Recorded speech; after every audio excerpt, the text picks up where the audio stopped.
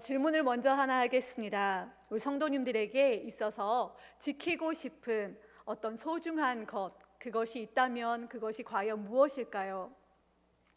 지금 가장 먼저 내게 생각나는 것을 한번 떠올려 보시길 바랍니다. 혹시 이런 생각을 하시는 분이 있는 줄 모르겠습니다. 나는 내 재산이 가장 중요해. 나는 내 재산을 지키고 싶어. 혹은 내가 타고 다니는 차가 나에게는 중요해. 내가 소유한 집, 내 직장, 내 사업장, 내 일터, 이것이 나에게는 너무 소중해. 아마 이런 생각을 하시는 분은 거의 없으실 거라고 생각을 합니다. 네, 오늘 제가 여러분들과 나누고 싶은 말씀하고자 하고 싶은 그 소중한 것은 이런 물질적인 것을 이야기하는 것은 아닙니다. 나에게 소중할 뿐 아니라 하나님 보시기에도 가치가 있는 것, 그것을 말하고 싶습니다. 정말 소중한 것. 그것은 나의 신앙일 수도 있겠습니다. 그리고 나의 가족일 수도 있습니다. 내가 속한 공동체, 나의 가정, 나의 교회일 수도 있습니다. 자, 그렇다면 한 번 더 질문하도록 하겠습니다. 여러분은 여러분에게 소중한 것들을 잘 지키고 계십니까? 그 소중한 것들을 어떻게 지키고 계십니까? 나의 신앙 괜찮으신가요? 나의 가족들, 나의 배우자, 나의 자녀들, 손자들 안전합니까? 나의 가정은 지금 문제없이 바른 방향으로 흘러가고 있습니까? 내 교회는 어떻습니까?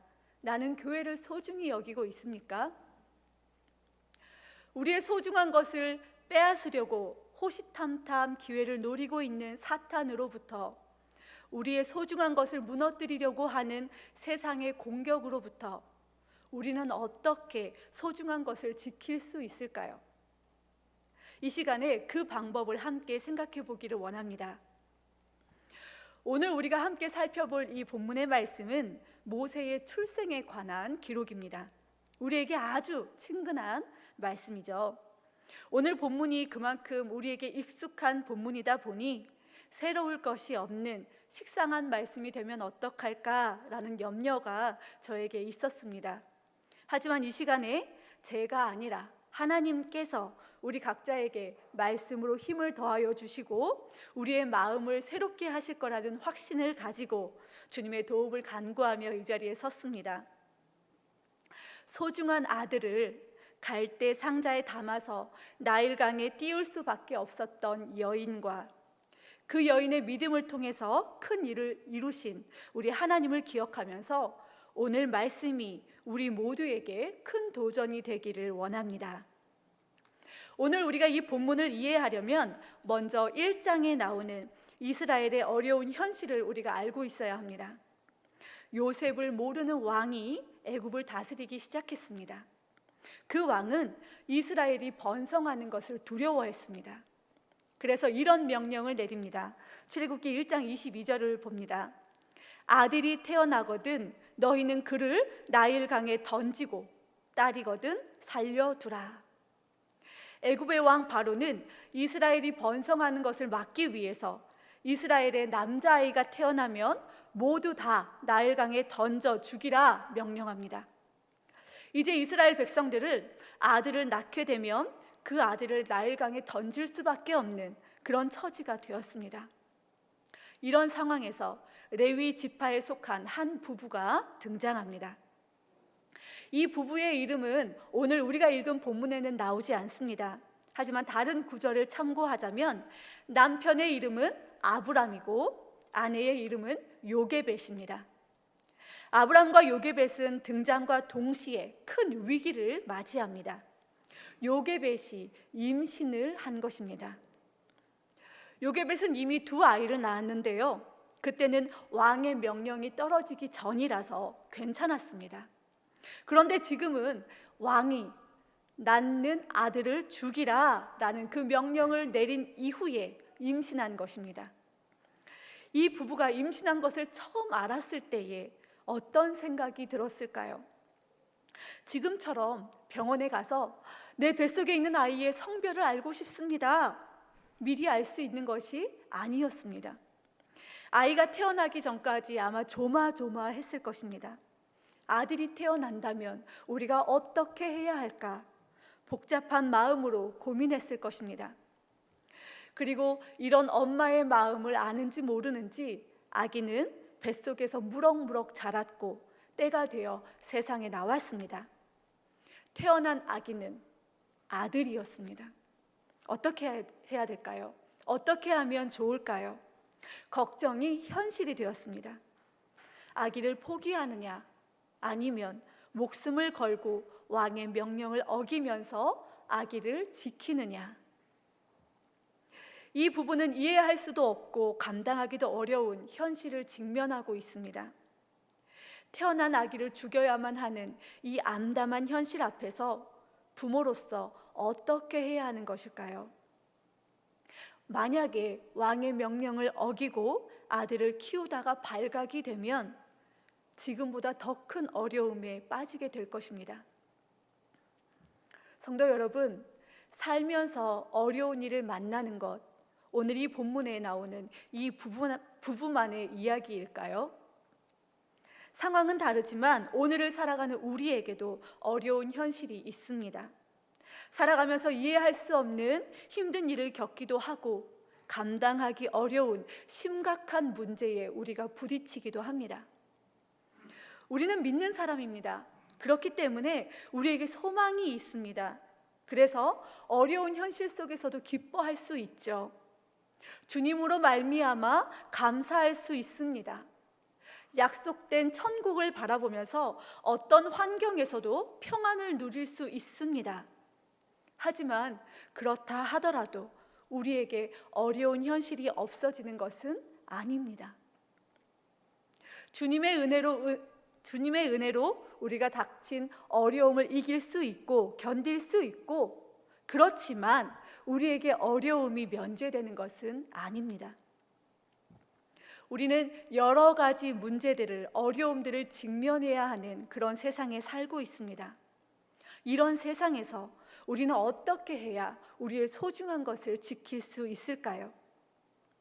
오늘 아브람과 요게벳은 자신에게 찾아온 이 어려운 현실 가운데 어떻게 대처합니까? 소중한 것을 지키기 위해 이들은 어떻게 합니까?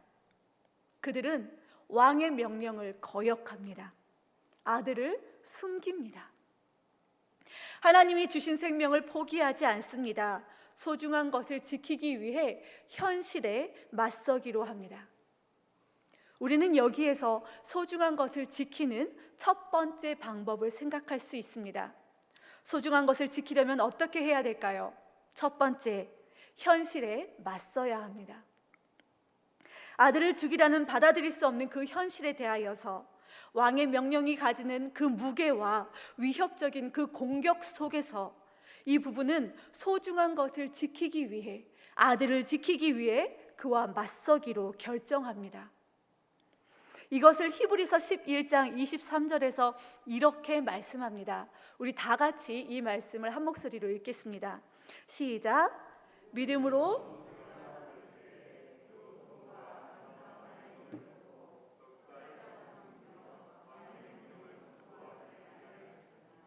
네, 이들은 왕의 명령을 두려워하지 않았습니다. 현실에 굴복하지 않았습니다. 믿음으로 현실에 맞섰고 석 달 동안 아기를 숨깁니다. 그렇습니다. 우리가 정말 소중한 것을 지키기 위해서라면 현실에 맞서야 합니다. 어쩔 수 없다라고 그렇게 말하면서 잘못된 현실을 그냥 받아들이는 것이 아니라 그에 맞서서 옳은 것을 선택해야 하는 것입니다. 여러분 생각해 보십시오. 세상은 늘 받아들일 수 없는 이 현실과 타협하라, 그런 속삭임으로 우리를 유혹합니다. 그냥 적당히 교회에 다녀, 적당히 믿어. 이렇게 바쁜 시기에, 힘든 시기에 교회를 간다고? 교회는 이 다음 주에 가도 되잖아. 왜 너만 유별나게 그러니? 교회 다니는 사람들도 담배도 피고 술도 마셔. 우리 적당히 하자. 이 정도는 괜찮지 않니? 요즘 같은 시대에 누가 순결을 지키니? 사랑하면 됐지. 세상에서 흔히 듣는 이야기들이 아닙니까? 우리가 마주하고 있는 현실입니다. 우리는 이렇게 타락한 현실에 대해서 단호하게 거절하고 맞설 수 있어야 합니다. 우리는 현실에 굴복하는 것이 아니라, 현실에 압도되어서 아무 소리도 못 내는 것이 아니라 바른 목소리를 내며 우리가 할 수 있는 것을 해야 합니다. 나는 믿는 자로서 다르게 생각합니다. 우리는 믿음을 드러내야 합니다. 세상의 빛으로, 세상의 소금으로 그 역할을 감당해야 하는 것입니다. 현실을 두려워하지 마십시오. 현실에게 나의 소중한 것을 내어주지 마십시오. 세상이 주는 일시적인 만족을 위해 나의 신앙을 내려놓지 마십시오. 현실에 맞서서 나의 소중한 것을 지키시기 바랍니다. 요게벳은 왕의 명령을 거역하고 아기를 숨깁니다. 왕의 명령을 거역하는 것보다 아기를 포기하는 것을 더욱더 두려워하였습니다. 그리고 석 달의 시간이 흘렀습니다. 아이가 태어난 지 이제 100일 정도가 되었습니다. 이때 요게벳은 또 한 번 중요한 결정을 내립니다. 아이를 나일강에 보내기로 합니다. 갈대 상자를 준비하고 물이 새지 않도록 상자에 역청과 나무 진을 칠합니다. 그렇게 요게벳은 강물로부터 아이를 지킬 수 있는 배를 만듭니다. 그런데 여러분, 좀 이상하지 않습니까? 요게벳은 지금까지 왕의 명령을 두려워하지 않았습니다. 아이를 숨겨왔습니다. 그런데 왜 이제 와서 아기를 포기하려고 하는 것일까요? 아이를 지키기 위해서 자신의 목숨을 걸었던 엄마인데, 그렇게 용감했던 엄마가 왜 이제 와서 다른 선택을 하려는 것일까요?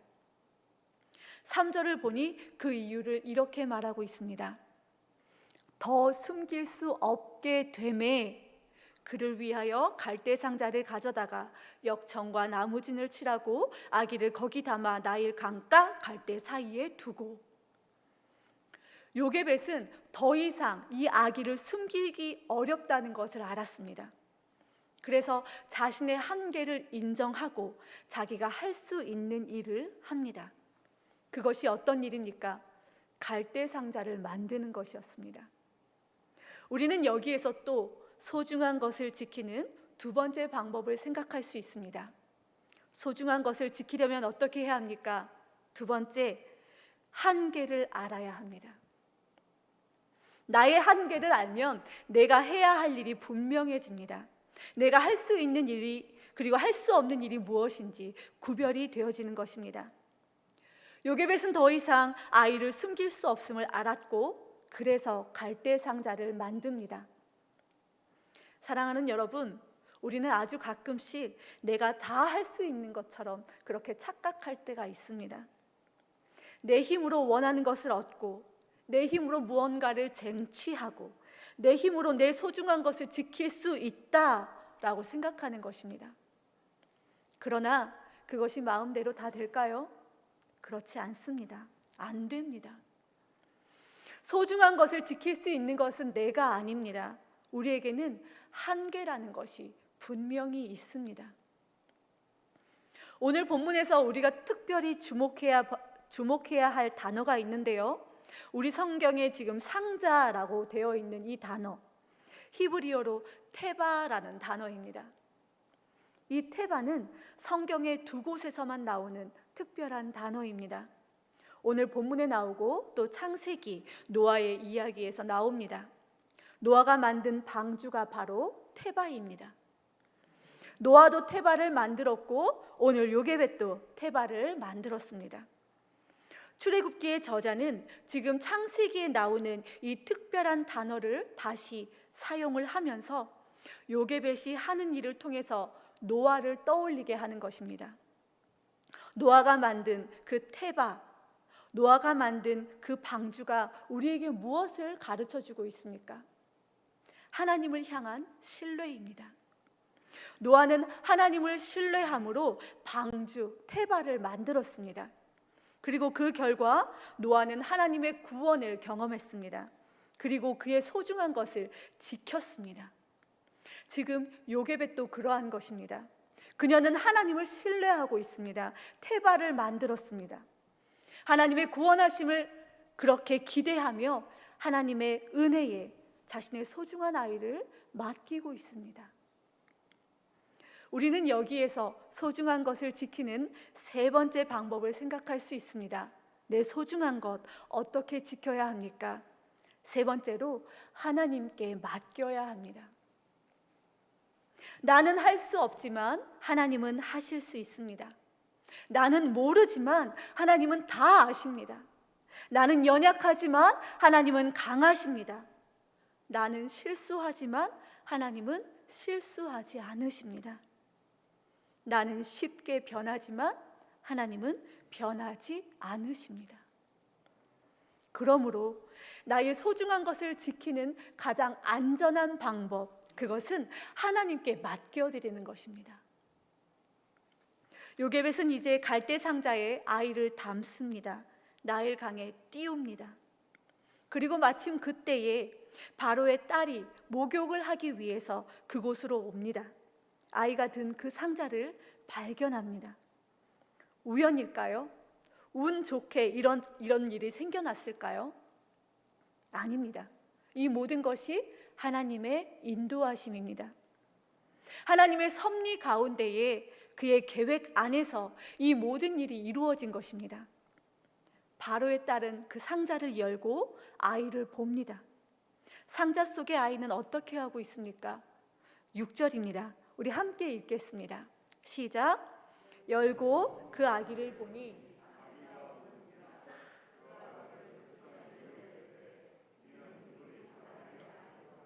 아멘. 100일도 안 된 아기가 엄마와 떨어져서 혼자 상자 속에 있습니다. 울고 있는 게 정상이죠. 그런데 우리가 여기서 주목해서 봐야 되는 것은 바로의 딸이 이 아기를 보고 불쌍히 여겼다라는 것입니다. 말씀에 보니까 그녀는 이 아기가 히브리 사람의 아기임을 알고 있었습니다. 바로 왕이 자신의 아버지가 어떠한 생각을 가지고 어떤 명령을 그들에게 내렸는지 분명히 그녀도 알고 있었을 것입니다. 그런데도 아기를 불쌍히 여깁니다. 바로의 딸이 왜 이러는 걸까요? 아이를 워낙에 좋아하는 사람이어서 그랬을까요? 나일강에 떠내려오는 어떤 아기든지 보는 대로 불쌍히 여기고 보는 대로 건져다가 자기가 키우는 그런 여인이었을까요? 아닙니다. 우리는 이 상황을 하나님의 역사하심으로밖에 말할 수가 없습니다. 하나님께서 이 모든 상황을 주장하시며 하나님의 놀라운 계획을 이루고 계셨습니다.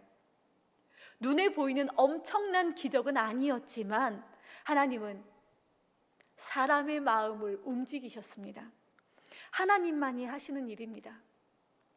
사랑하는 성도 여러분, 여러분도 그러한 하나님의 역사하심을 경험한 적 있지 않으십니까?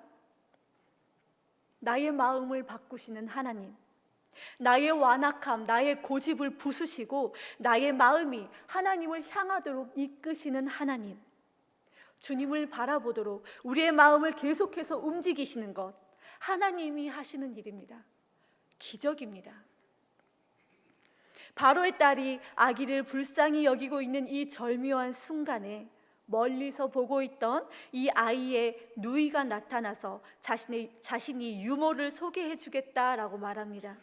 그리고 또다시 놀라운 결과를 얻어냅니다. 바로의 딸이 자신에게 온 유모, 아기의 엄마 요게벳에게 이렇게 말합니다. 9절입니다. 바로의 딸이 그에게 이르되 이 아기를 데려다가 나를 위하여 젖을 먹이라. 내가 그 삭슬 주리라. 여인이 아기를 데려다가 젖을 먹이더니. 아멘. 아이는 다시 엄마 손에 맡겨졌습니다. 엄마는 더 이상 아기를 숨길 필요 없이 당당하게 키울 수 있게 되었습니다. 게다가 삭슬 받게 되었습니다. 양육비까지 받으면서 이 아기를 키울 수 있게 된 것입니다. 성도 여러분, 이것이 바로 하나님께 맡긴 결과입니다. 하나님께 맡겼더니 하나님이 책임지셨습니다. 하나님이 그 섭리 가운데 소중한 것을 지켜주셨고 인도하셨고 최선의 결과를 허락해 주셨습니다. 그러므로 우리에게 필요한 것이 뭘까요? 하나님을 향한 신뢰입니다. 나의 소중한 것을 지키고 싶다면 그분을 신뢰함으로 그분께 맡겨야 합니다. 말씀을 마무리하겠습니다. 여러분, 소중한 것을 지키기 원하십니까? 그렇다면 나에게 주어진 현실에 맞서시기를 바랍니다. 소중한 것을 지키기 위해 현실에 안주하지 말고, 현실에 타협하지 말고, 현실에 핑계대지 말고 하나님의 계획을 신뢰하며 내가 해야 할 일이 무엇인지 찾아 하시기 바랍니다. 그리고 내가 할 수 없는 일에 대하여서는 한계를 고백하시고 하나님께 맡기십시오. 하나님을 신뢰함으로 내려놓고 하나님께 내어드리기를 바랍니다. 하나님께 맡길 때 하나님께서 하나님의 때에 아름답게 바꾸어 주실 것입니다. 그분의 때를 믿음으로 기다리고 그분의 방법을 믿음으로 받아들이시고 모든 것을 그 뜻대로 이루시는 하나님을 신뢰함으로 내게 소중한 것을 반드시 지켜내시는 믿음의 사람들이 다 되시기를 주님의 이름으로 소망합니다. 이 시간에 우리가 함께 찬양